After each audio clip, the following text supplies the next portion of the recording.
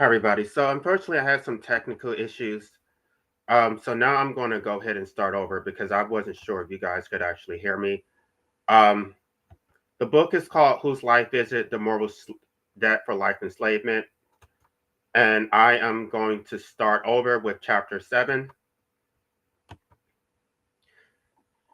Chapter 7 Capitalism, the Economic Pillar of Life Slavery. Chapters 1 through 6 establish your life enslavement. The master state owns your life through prohibition on disposal rights. Your parents created the moral debt for life enslavement. The state compounds its breach. Courts refuse to provide remedies, and the state deploys comprehensive violence to maintain your captivity. This chapter demonstrates that capitalism depends fundamentally on state violence to function. Capitalism is not merely an economic arrangement, it is a system of violence backed extraction which functions as the economic pillar of life slavery. The master state prohibits opting out while capitalism exploits your economic participation. Together, they create a system in which you must work to maintain an existence you never chose, generating value that others extract while being unable to opt out of either the political or the economic system that enslaves you. Okay, so I have two people here. Good. I'm sorry, y'all. I had to start over. Property rights are presented as natural, inevitable, and necessary. This presentation is false. Property rights are legal fictions that the state creates and maintains through violence. In nature, legitimate ownership derives from productive use. You own what you occupy and use. A farmer works the land, uses tools, and cultivates crops. A farmer who works the land, uses tools, and cultivates crops has legitimate ownerships through his productive use of the land. The farmer's labor creates the basis for legitimate ownership. The state creates artificial ownership through violence. Legal title becomes divorced from productive use. Absentee ownership emerges. People claiming property they do not use, with the state deploying violence to prevent others from using it. Someone who never visits land but claims legal title, who contributes nothing to making that land productive, who simply holds legal title as a financial asset, is recognized by the state as the rightful owner. The state deploys violence through police, courts, and prisons to enforce these legal fictions against natural ownership claims. Pierre-Joseph Proudhon, the first self-declared anarchist, identified this fundamental problem in 1840. And what is property? Proudhon famously declared property is theft. His critique rested on two key concepts. First, property allowed the owner to exploit its user. Second, property created authoritarian and oppressive social relationships between the owner and its user. The appropriation of our shared heritage by the few leaves the rest with little alternative but to accept such domination and let the owner appropriate the fruits of their labor. This divorce of ownership from use is fundamental to capitalism. Capitalists own the means of production not through use, but through legal title backed by state violence. Workers use this capital, making capital productive through labor, but retain no ownership of it. The threat of state violence maintains this theft, enabling those who contribute nothing to extract value from those who do all the work. Chapter 6 documented property taxes enforced through seizure, zoning laws backed by violence, trespassing arrests, evictions using police violence, courts transforming property disputes into criminal matters, and prison violence completing the system. The truth: property rights are nothing more than the state's promise to deploy violence on behalf of those holding legal title against those who would use property productively. As Trevor Ho observes, property inherently implies the threat of violence. If you take my thing or invade my place, some amount of violence will be inflicted against you by me, my neighbor, or the state if it exists. Property can never be divorced from violence. The more property one claims, the more violence must be deployed to enforce those claims. Claims that cannot be maintained without state violence strip away the legal mystification, and property rights are simply organized violence in service of those who own legal title, divorced from any requirement that owners make productive, make property productive. Once we recognize that productive use creates legitimate ownership, it becomes evident that workers, not capitalists, are the legitimate owners of capital.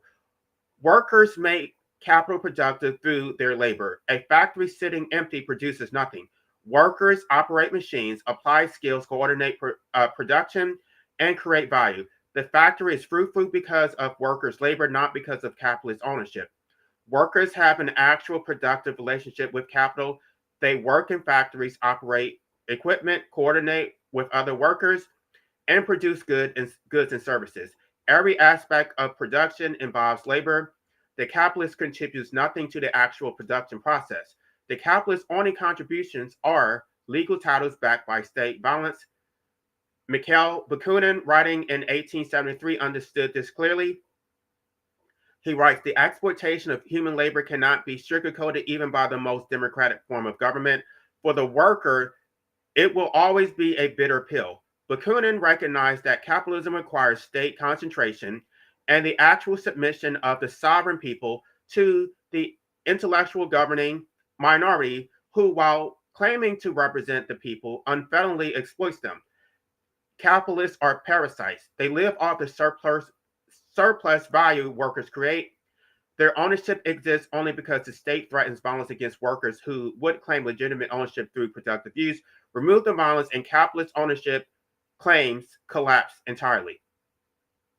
The capitalist claim is simple. I own this capital because the state will deploy violence against you if you claim ownership through your productive use. This is not a legitimate basis for ownership. It is theft, backed by the state's monopoly on the use of physical force. The separation of ownership from productive use enables wage slavery. Workers must sell their labor to capitalists to access the means of production and resources necessary for survival.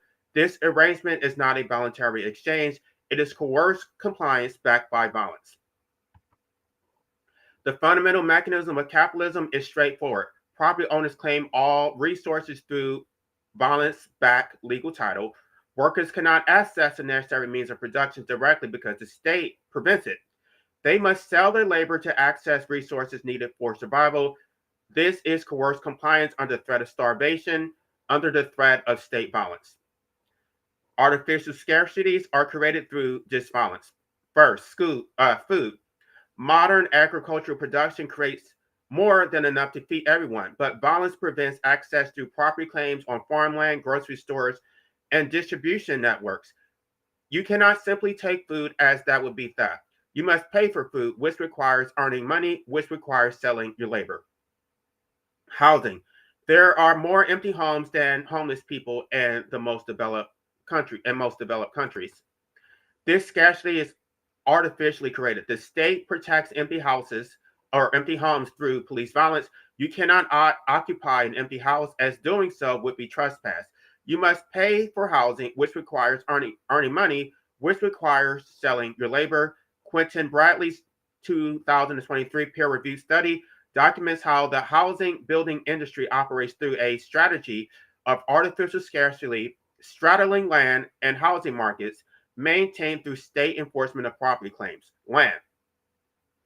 In a state of nature, every person possesses an equal right to claim land as property. Since access to land is fundamental to human survival, we all require space to cultivate food, construct shelter, and sustain ourselves. However, the state has eliminated this natural right by declaring all territory already owned through legal title, leaving nothing available for homesteading. Because the state recognizes no unclaimed land and enforces trespass laws through the threat of violence, individuals cannot exercise their natural right to appropriate land directly from nature. Instead, survival itself becomes conditional upon participating in a capitalist economy. One must either purchase land outright or rent access to it, both of which requires earning money through wage slavery. This arrangement effectively transforms what should be a natural birthright into a commodity that must be purchased, forcing those without existing property into a position of economic servitude. Capital. Factories, equipment, and means of production are all claimed through legal title, backed by state violence. Workers cannot claim ownership of the tools they use productively because the state enforces capitalist legal title through violence. This creates the fundamental coercion of capitalism. work for capitalists under conditions they dictate, or starve. The state presents this as a voluntary exchange and freedom of contract, but there is no freedom when the alternative is accepting employment, when the alternative to accepting employment is starvation, enforced through state violence preventing direct access to resources. Employment under capitalism is submission to Employment under capitalism is submission to exploitation under coercion. The worker must sell his labor to survive. The capitalist extracts the surplus value from that labor. The state enforces this arrangement through violence.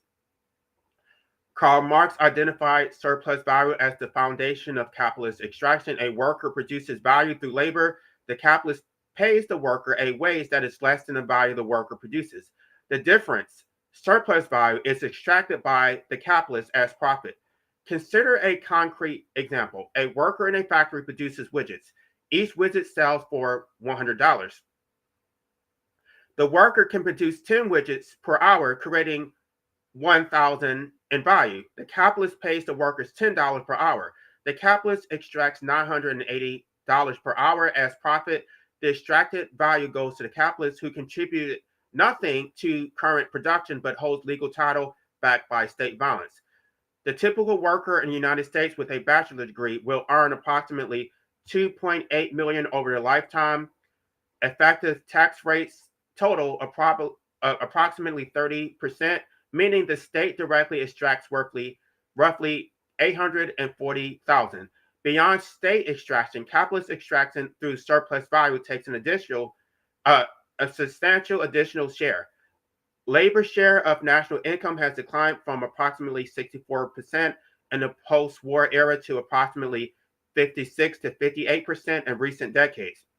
This means that workers as a class receive roughly 56 to 58% of wages and benefits, while capitalist owners claiming the remaining 42 to 44% as profit, rents, and interest. If a worker earns $2.8 million in compensation over their lifetime, this represents roughly 56 to 58% of the total economic value their labor helped generate. The total value generated would be approximately 4.8 to 5 million, which with capitalists extracting worth roughly 2 to 2.2 million as surplus value. Combined with state extraction through taxation, the worker who helps generate 4.8 to 5 million in total economic value receives 2.8 million in gross wages, then pays approximately 840,000 in taxes, retaining roughly 1.96 million. Meanwhile, capital owners extract 2 to 2.2 million and the state extracts 840,000. Workers bear 100% of the cost of existence, creating 100% of the value, but receive less than 40% of what they produce. Employment under capitalism involves comprehensive psychological coercion and control over your time, behavior, and emotional expression. You submit to the management authority. You are told when to work, how you are told, and at the pace management demands. You accept surveillance, monitoring, and evaluation. You cannot refuse unreasonable demands without risking termination, and termination means loss of access to survival resources under violence-backed work or starve coercion. You must perform mandatory emotional labor. Arlie Herchild's groundbreaking research documented how service work requires workers to perform their feelings to produce the proper emotional display. Flight attendants must smile and project cheerfulness regardless of how they actually feel. Retail workers must be friendly and helpful even when customers are rude. Service workers must suppress genuine emotions and perform company-mandated emotional displays. This extends beyond service work. All employment requires emotional performance. You must appear motivated, enthusiastic, and committed regardless of your actual feelings. You must show deference to management, cooperate with coworkers, and accept the company's values. Failure to exhibit these emotional displays may result in disciplinary action or termination. The smile you must wear is not your smile. It is the capitalist smile, performed by you as a condition of receiving wages necessary for survival.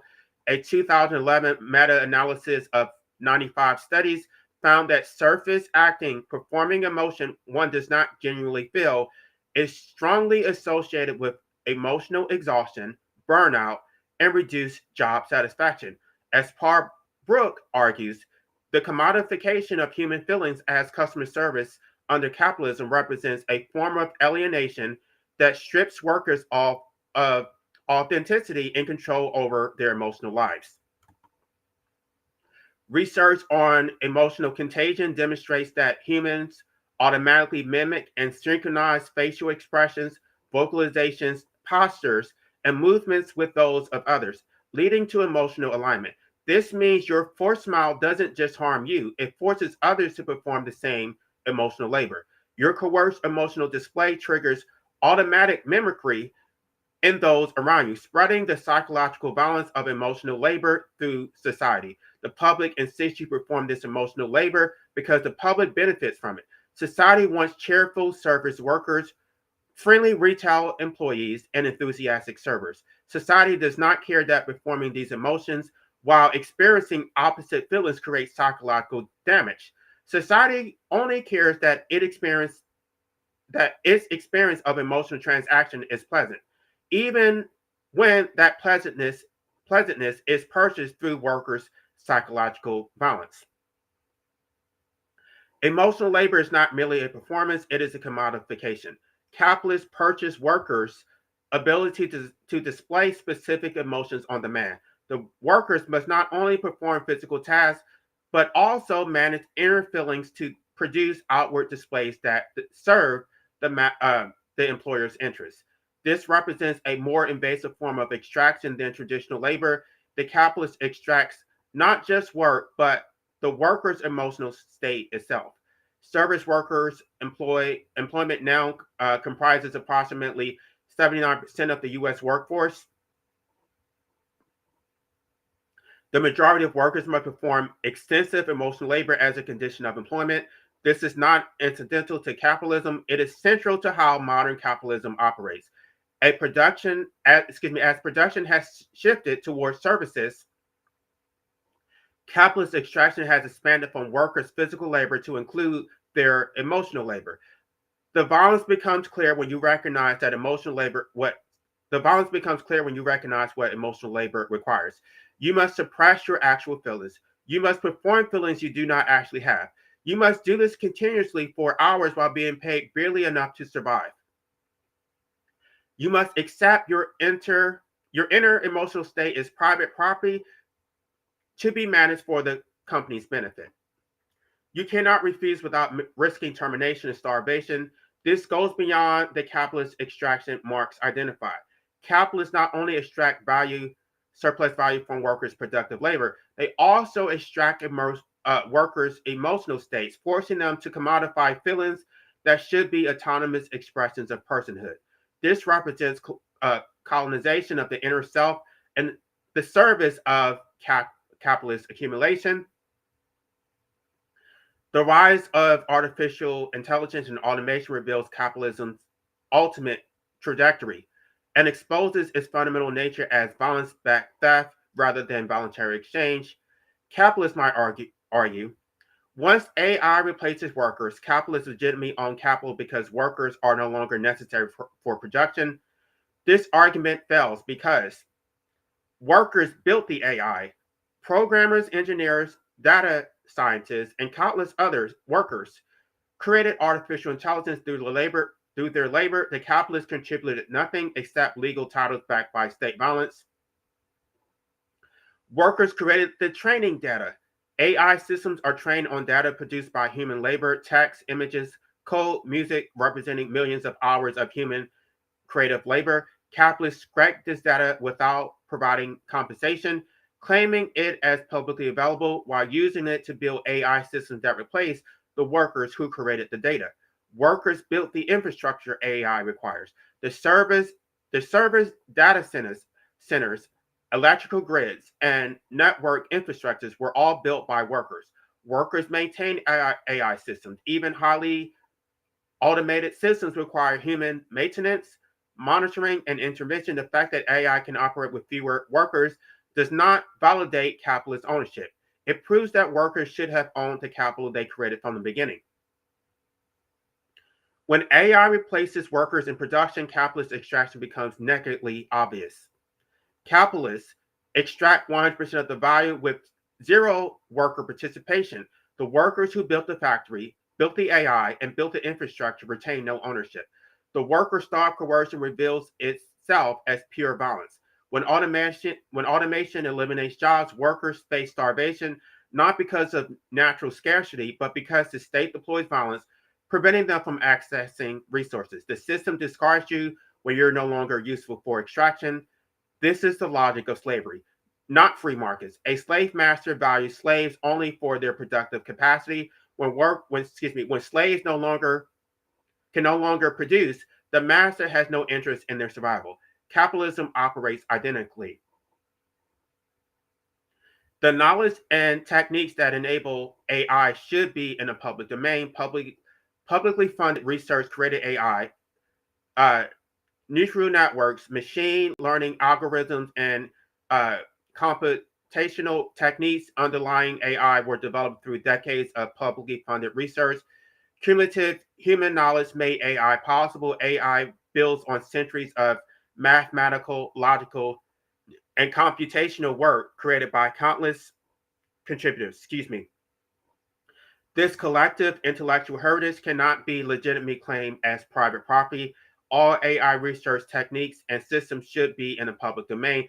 Since society funded the foundational research, and since human creative output provided the training data, and since cumulative human knowledge made AI possible, the results belong to everyone. Intellectual property claims on AI represent theft of public goods by private interests.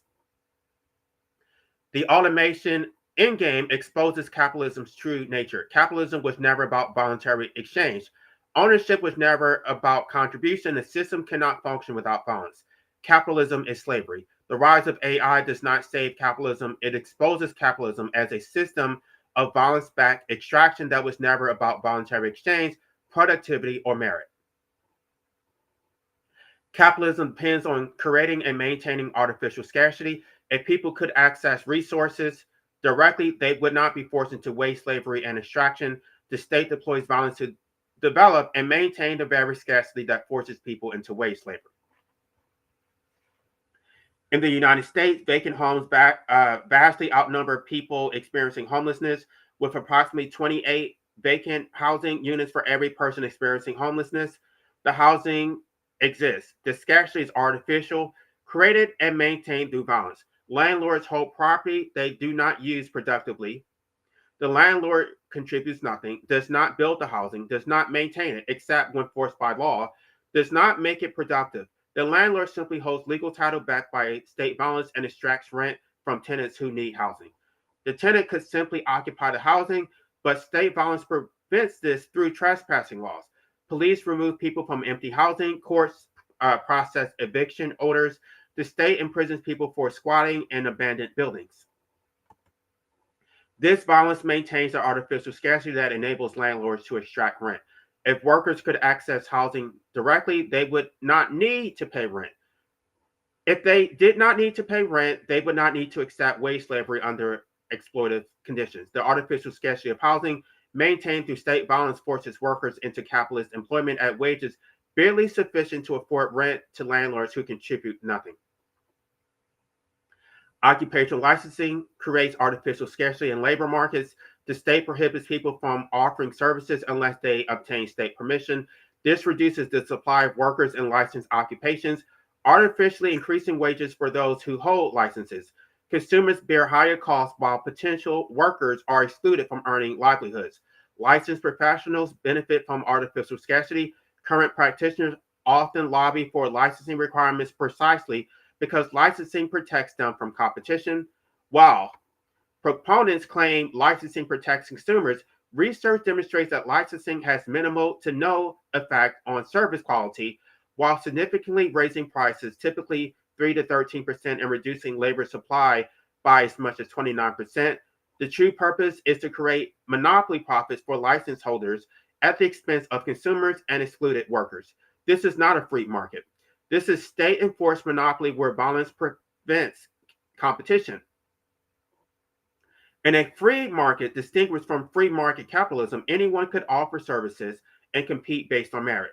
But licensed professionals do not want to compete in a free market.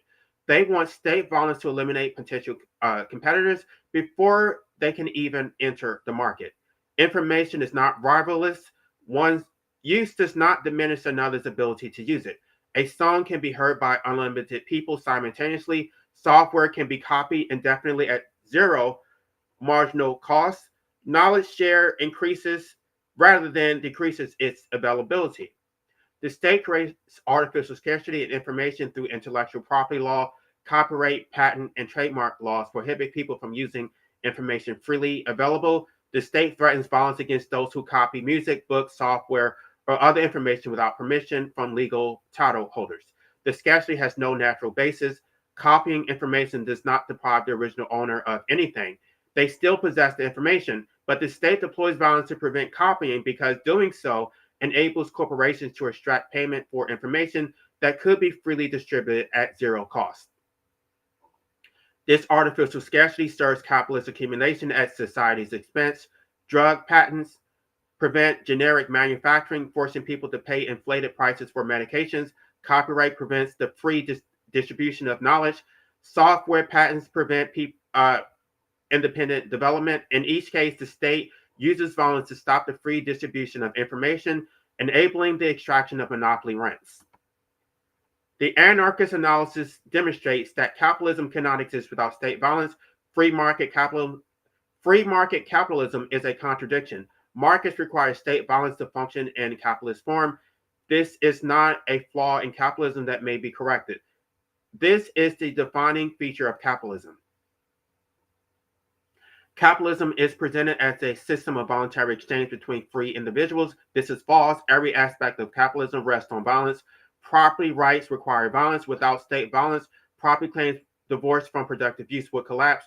A landlord cannot extract rent without the police enforcing evictions. A capitalist cannot prevent workers from claiming ownership of capital without the state threatening prosecution for theft. Absentee ownership exists only through violence.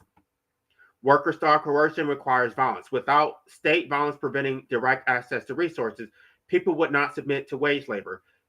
They would grow food on unused land, occupy empty housing, and claim ownership of tools they would use productively.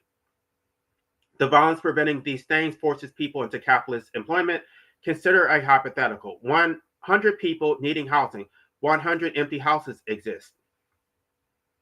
One person holds legal title to all 100 houses.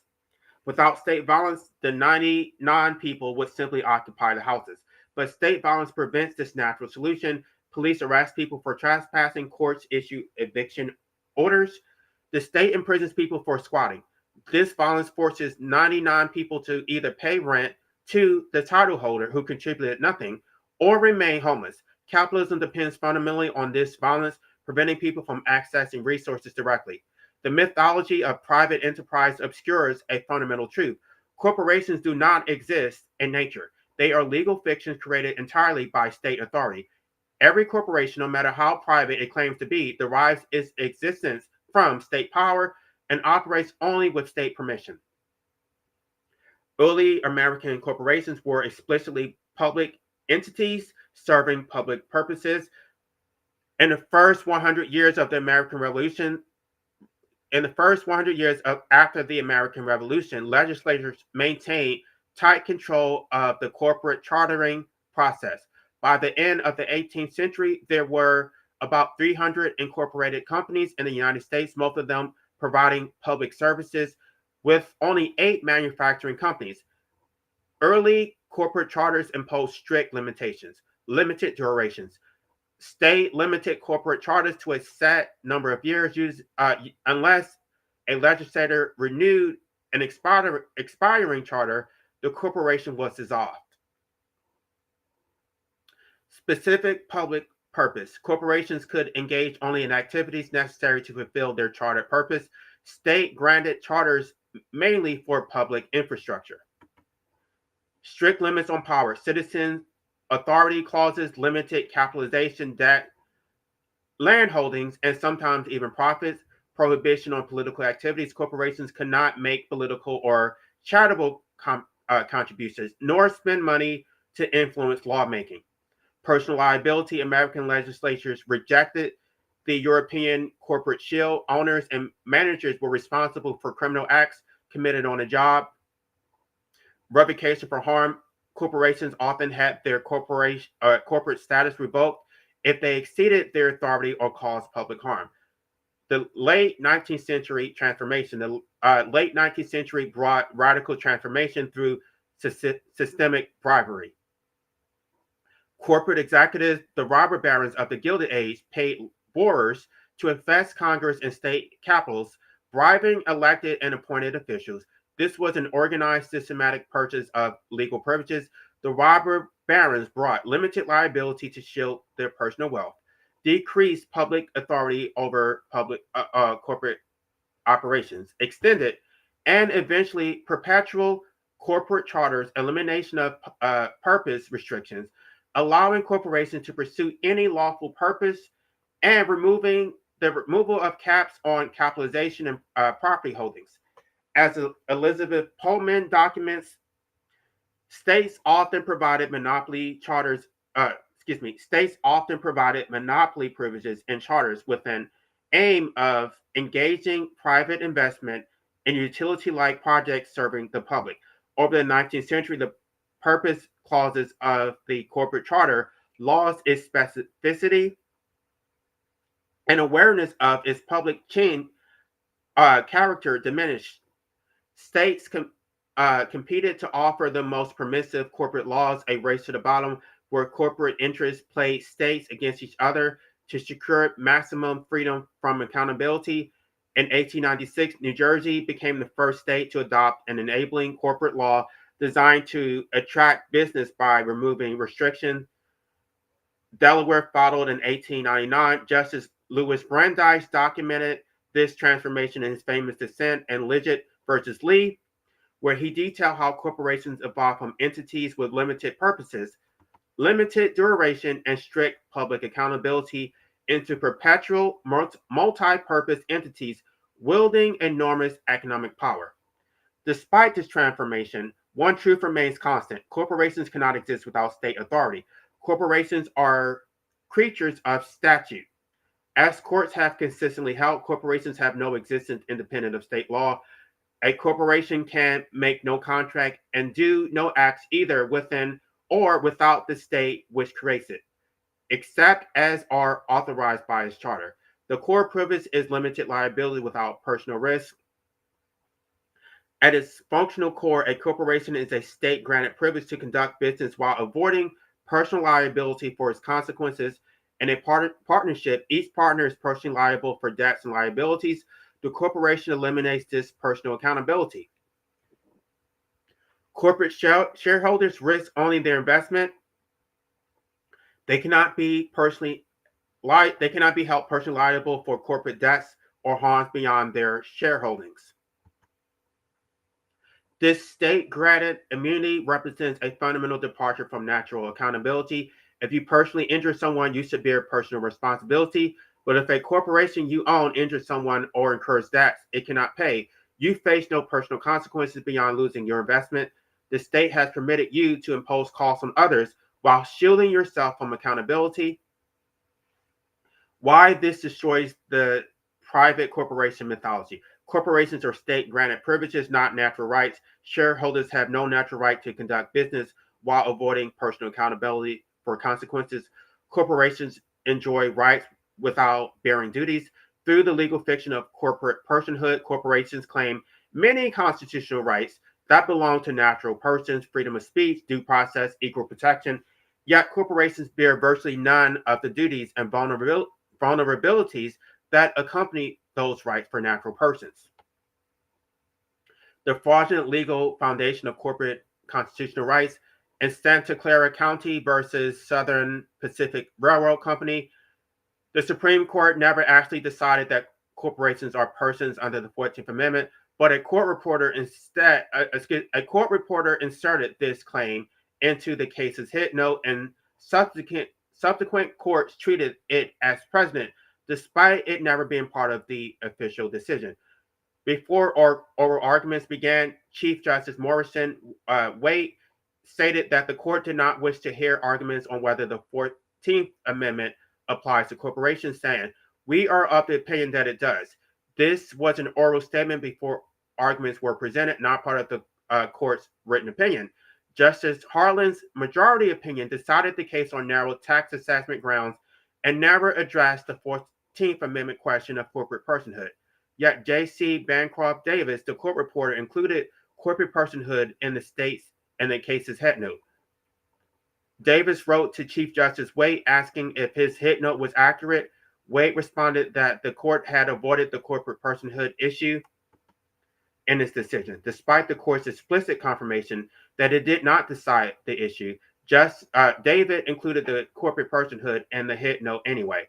This head note, which was not part of the court's opinion, addressed an issue the court explicitly avoided, and it was inserted despite the Chief Justice confirming that the court had avoided it, became the foundation of corporate constitutional rights.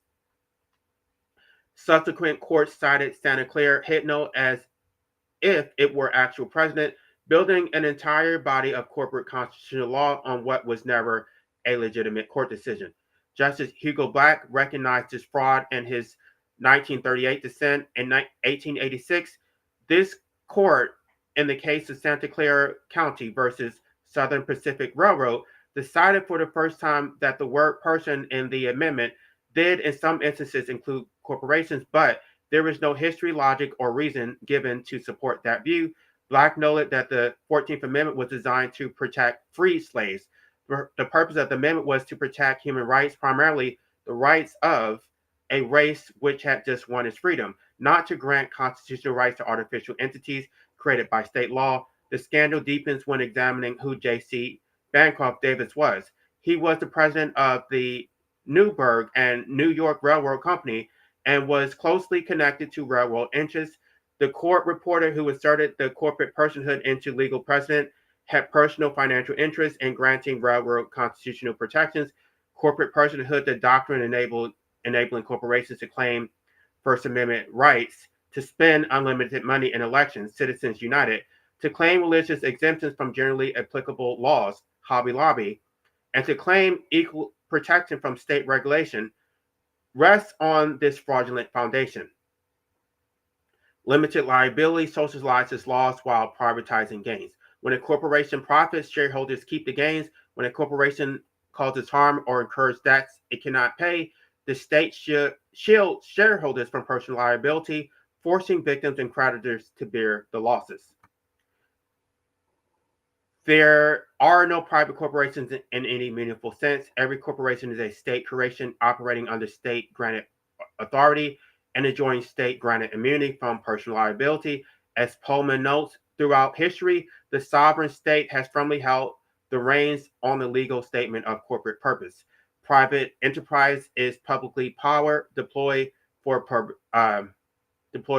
private profit. The modern corporation represents a perverse inversion. State-created entities with state-granted powers and the state-granted immunity from personal liability operate to extract private profit while claiming immunity from public accountability. This historical and legal analysis reveals that capitalism's celebration of private enterprise and free markets fundamentally depends on state-created legal fictions operating under state-granted authority and protected by state violence.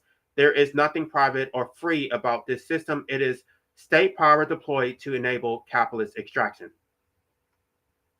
The master state serves capital. The master state does not exist to serve workers or the public. The master state exists to serve capital by deploying violence that enables extraction. Chapter 6 documented this comprehensive violence the master state deploys to maintain captivity and force participation. This violence serves capitalist interests directly. Occupational licenses force workers to spend years and tens of thousands of dollars to obtain permission to work, increasing education debt and preventing workers from leaving exploitative employment with ease. Property taxes force continuous payments, even on owned property, ensuring people must continually earn money through wage labor. Traffic citation Traffic citations extract wealth from workers traveling to perform compelled labor. Each form of violence serves to maintain the work or starve coercion that forces people into capitalist employment. Bakunin understood this relationship clearly. Capitalism requires state concentration because only the state can deploy the level of violence necessary to maintain capitalism against workers' interests. The state's monopoly on violence is not incidental to capitalism, it is essential. Without state violence, workers would simply claim ownership of capital through productive use, and capitalist extraction would cease. The socialist analysis demonstrates that workers, not capitalists, create all value. Capitalists contribute nothing but extract the majority of the value that workers produce. This extraction is enabled by state violence and constitutes theft. The labor theory of value holds that labor is the source of economic value. Raw materials exist in nature but have no value until labor transforms them into valuable products. Capital equipment exists but produces nothing until workers operate them. All economic value derives from human labor applying itself to materials and tools. A tree in a forest has no economic value. A worker cuts a tree, transports it, mills it into lumber, constructs a house. At each stage, labor transforms materials into finished valuable products. The capitalist who holds legal title to land, tools, and the finished house contributed nothing to this value creation. Workers, laborers create all value. If workers create all value, workers are the rightful owners of that value. Capitalist extraction of surplus value is theft.